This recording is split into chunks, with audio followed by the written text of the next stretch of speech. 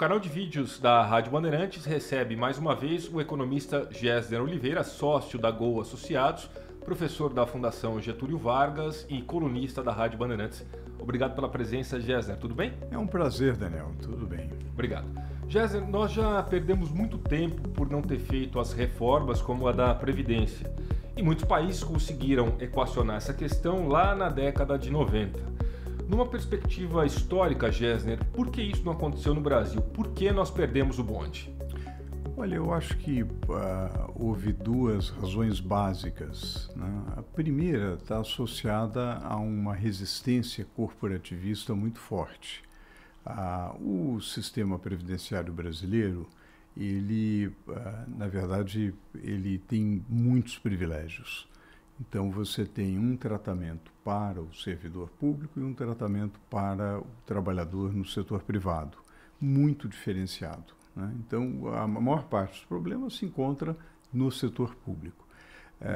E as corporações que se beneficiam desse tratamento privilegiado acabaram construindo uma narrativa de que é um direito, que é um sistema que protege, digamos, os pobres, né? Coisa que é uma ilusão, né? Mas essa, digamos, essa versão acabou sendo disseminada na sociedade. Eu acho que, do ponto de vista do debate político, houve muita timidez, muito receio por parte da classe política de debater francamente o assunto. Falar assim, olha, nós temos esse problema, a gente precisa corrigir, né? Então, essa foi uma primeira dificuldade. A segunda dificuldade, as sociedades em geral, e o Brasil não é exceção, elas se movem pelos problemas agudos, né? É quando tem um problema agudo que você procura soluções, etc. Senão você se acomoda.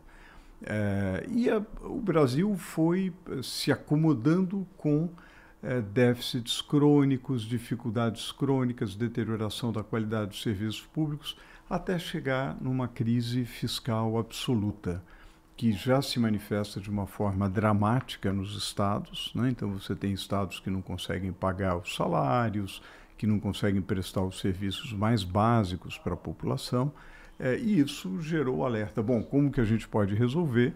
Aí você abre os gastos do setor público e percebe que os gastos previdenciários crescem muito além do crescimento do PIB, do crescimento da arrecadação, e aí o problema se coloca de uma maneira muito dramática e a sociedade precisa encarar essa questão, Daniel. Acho que esse é um ponto importante, Gésner. Reformas como a da Previdência precisam de ampla maioria no Congresso. Uhum. Se trata de uma proposta de emenda constitucional, ou seja, a aprovação não é fácil.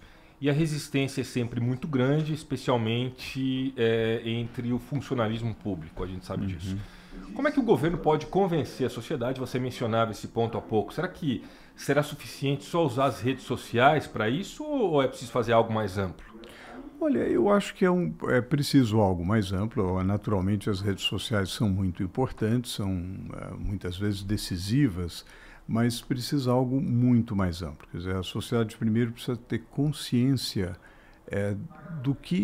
da natureza do problema, né? A natureza do problema que está ligada, de um lado, a aposentadorias que estão fora da realidade. Então, se a gente pega certas categorias profissionais, recebem uma aposentadoria ou benefícios que vão muito além do que seria razoável para um país de renda média como o Brasil, e você também precisa mostrar as consequências do ponto de vista da economia. Então, isso ainda não está tão claro para a sociedade. Já melhorou muito. Hoje, a sociedade tem consciência que existe ali um problema, mas precisa, digamos, haver essa educação, essa informação muito transparente para que as pessoas se deem conta de que, olha, esses privilégios não podem perdurar. E segundo, há uma mudança do ponto de vista da composição de idade, a composição etária da população, que é um fato no Brasil, aliás, muito acelerado, a população está envelhecendo rapidamente, né? E é um fato no mundo inteiro. E isso requer ajustes. Inclusive, quando a gente olha para o futuro, né, é bastante provável que tenhamos no futuro de fazer revisões, né? Assim como a gente faz, por exemplo, em fundos de previdência, muito comum você ter revisões, porque a composição etária muda, digamos, o volume de benefícios associados aos serviços prestados também mudam. Então, isso exige digamos, um monitoramento e revisão permanente. Então, são essas duas coisas. Vamos acabar com os privilégios e vamos nos adaptar a uma sociedade que envelhece rapidamente. Essas duas coisas a sociedade precisa trabalhar muito rapidamente. César, e na sua opinião, seria melhor o governo Bolsonaro propor agora uma reforma apenas para atacar o déficit da Previdência ou tentar emplacar, aproveitando a popularidade, início de governo, uma proposta que introduza também, ao mesmo tempo, um novo sistema, como uma capitalização individual? Olha, eu seria assim, conservador, modesto no início, porque a gente tem um problemaço, né? Então é mais ou menos como um time de futebol que tem um problema enorme que não tem goleiro, né? Então, digamos, o foco, a energia é arrumar um bom goleiro, né? Então arruma um bom goleiro e compete minimamente de igual para igual, senão você vai perder todas. Se você faz isso, você pode aprimorar o sistema. E então, no projeto que está no Congresso, que tramitou no Congresso, no governo Temer e agora no governo Bolsonaro, você pode fazer adendos, você pode prever, inclusive, depois de determinados períodos, novas opções para os brasileiros, né? Então, por exemplo, o regime de capitalização, que é uma boa ideia, o sujeito fazer sua própria poupança para a aposentadoria. Me parece uma ideia muito boa, inclusive respeitando a liberdade individual. Já fazem. Exatamente, quer dizer, o sujeito faz o planejamento dele, ele controla, ele vê quanto que ele quer para o futuro, para a sua aposentadoria. Me parece que respeita muito a liberdade individual e que é muito positivo e dá um bom incentivo. Mas a gente não pode passar subitamente de um regime para o outro, né? Que você tem um problemaço, você tem um rombo na Previdência hoje, agora, e o regime de capitalização, ele exige fundos adicionais. A questão da transição. Da transição. Por quê? Porque se as pessoas migram do atual regime para o regime de capitalização, significa que o atual regime deixa de ter determinadas contribuições. Portanto, perde receita. Ora, nós estamos no momento que a gente precisa ganhar receita e reduzir despesa. A gente não pode perder mais receita ainda. Então, eu acho que precisa ir com calma. Vamos consertar o que existe e, ao mesmo tempo, abrir a opção para as gerações futuras terem um regime mais racional. Agora, nesse sentido, Gésder, levando em conta até a experiência de outros países, na sua opinião, existe um sistema ideal de previdência ou será sempre necessário ir fazendo reformas ou ajustes pontuais? Essa questão da previdência não deveria ser uma questão de Estado e não de governo, né, já que os governos mudam a cada eleição?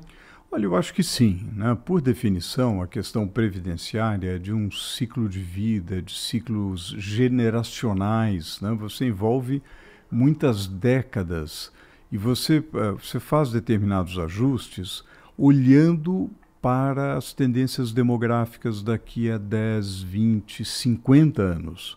Então, são questões de Estado, você tem toda a razão. Aliás, grande parte da política pública deveria ser tratada dessa forma. Os governos, que a cada 4 anos podem conduzir a política pública com essa ênfase, com aquela ênfase, mas eles devem respeitar algumas diretrizes gerais de planejamento de longo prazo. Acho que o Brasil precisa caminhar para isso e a Previdência também, né? Então, eu acho que seria importante você, nesse momento, consertar aquilo que está quebrado, que tem um rombo, né? E, ao mesmo tempo, estabelecer diretrizes a serem seguidas pelos próximos governos, que terão, naturalmente, liberdade de fazer mudanças aqui e ali, sempre submetidas ao Congresso, à sociedade, mas que a gente tem uma linha mestre. E eu tenho a impressão, Daniel, que a linha mestre é uma combinação entre um regime que seja superavitário, que seja sustentável, né? A palavra-chave é sustentável, algo que ao longo do tempo você não deixa um rombo para a geração futura, para os nossos filhos, nossos netos. E, ao mesmo tempo, que seja flexível o suficiente para uma sociedade em mudança.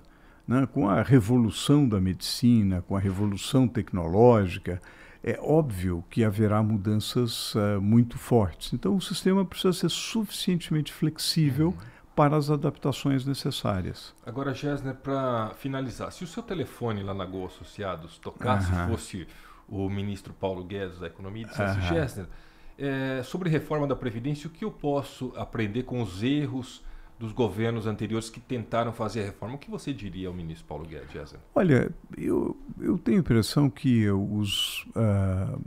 acho que houve dois tipos de erros frequentes. Quer dizer, o maior deles, felizmente, o ministro Paulo Guedes não está cometendo, que é o da omissão. Né? Houve um comodismo ao longo de vários governos de não tratar o tema. Inclusive nas campanhas eleitorais, o tema era um tabu. Não se falava em reforma da Previdência, etc. Tudo isso era visto como vai ferir direitos adquiridos, etc. O que, obviamente, não se sustenta. Né? Então, eu acho que a omissão foi um problema sério, o acomodamento com uma situação que vai estourar ali na frente. O segundo me parece um excesso, digamos, que é primo da omissão, que é um excesso de gradualismo. Né? Frequentemente, é compreensível, é da natureza humana, de, tentar uma solução um pouco mais branda, né? Diante de um problema muito grave. Eu acho que não funcionaria, porque realmente para você corrigir o déficit que nós temos hoje e o crescimento da dívida pública que nós temos, nós precisamos realmente uma reforma mais arrojada. Então, e olhando também outros casos recentes de reformas, como o caso da Argentina, o excesso de gradualismo também não funciona, porque ele não resolve os problemas básicos, portanto, a situação macroeconômica, de confiança, de risco país, etc., não melhora. E cada discussão é um grande desgaste? É um grande desgaste, que é um custo político grande para você aprovar qualquer reforma, mesmo que seja uma reforma branda, né? O preço vai ser alto. Então, se o preço vai ser alto, a qualidade precisa ser boa. A relação preço-qualidade precisa valer a pena. E, portanto, acho que o capital político que o governo tem nesse momento é uma janela de oportunidade. Eu acho que se é que há algum conselho a ser dado, aproveite essa janela de oportunidade, que parece ser o caso. Né? Nós vamos voltar a falar bastante de reforma da Previdência aqui no canal oficial de vídeos da Rádio Bandeirantes. Eu agradeço, por enquanto, mais uma vez a presença do economista Gessner Oliveira, sócio da Gol Associados, professor da Fundação Getúlio Vargas e colunista da Rádio Bandeirantes. Obrigado, Gessner. Muito obrigado. Curta este vídeo e não esqueça de se inscrever no nosso canal youtube.com/Rádio Bandeirantes Oficial. Até a próxima.